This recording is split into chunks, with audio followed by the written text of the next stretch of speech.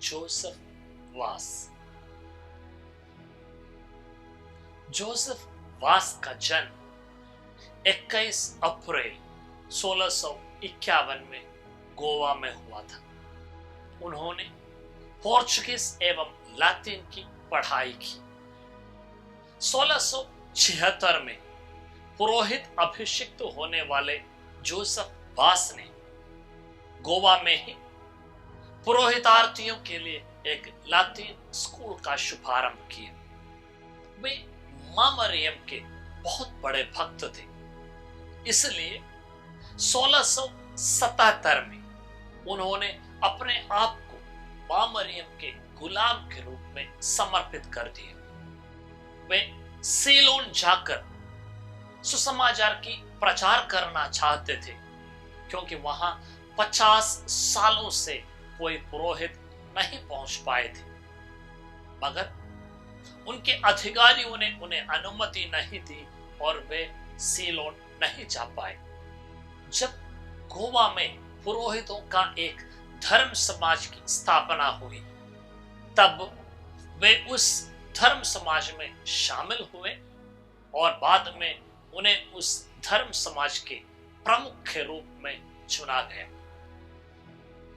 उन्होंने अपने पुरोहितों को मिशन कार्य के लिए प्रशिक्षण दिया।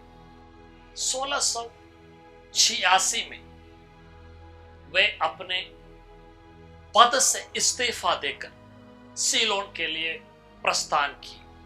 1687 में पास्का पर्व के दिन वे टूटिकोरिन तट पर पहुंच गए।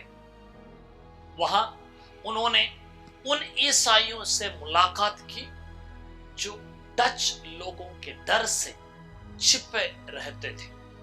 1690 में वे कैंटी पहुंच गए।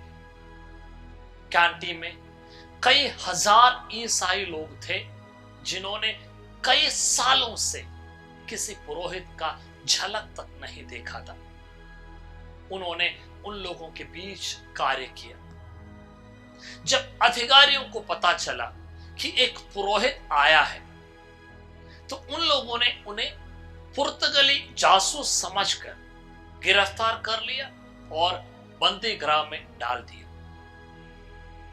वास ने बंदी गृह में एक छोटा सा गिरजाघर का निर्माण किया और उसे बाद में बड़ा बनाया, जो मां मरियम के लिए समर्पित है।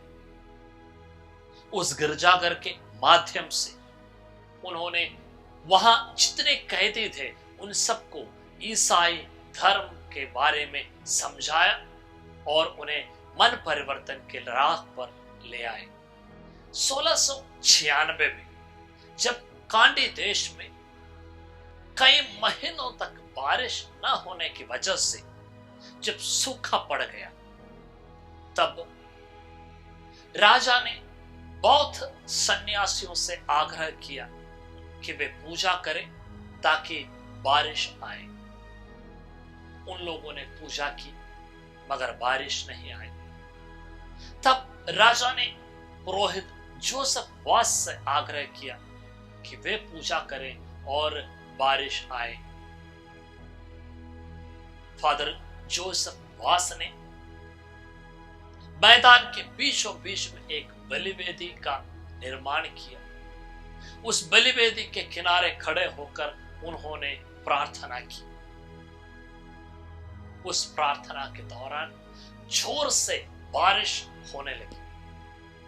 चमत्कार यह है कि फादर जोसेफ वास एवं उनके बलिवेदी, ये दोनों पर एक बूंद पानी तक नहीं गिरे।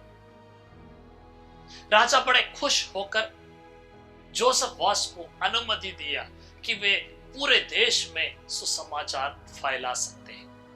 उसी तरह कैंडी में जब एक महामारी आया, तब जोसेफ वास ने मरीजों के लिए सराहनीय कार्य किया। 17 जनवरी 1711 को उनका देहांत हुआ। 2015 में उन्हें संत घोषित किया गया। संत जोसेफ वास गोवा एवं दामन के संरक्षक संत माने जाते हैं। प्रभु के लिए प्रेम जो मेरे हृदय में है, उस प्रेम से प्रज्वलित होकर उस प्रभु के बारे में दुनिया को बताना, ये मेरी इच्छा है, ये मेरी इच्छा होनी चाहिए। संत जोसेफ वास के मध्यस्थता से हम प्रार्थना करें, सारी दुनिया में प्रभु के प्रेम फैलाने के लिए हम इच्छुक बन जाएं।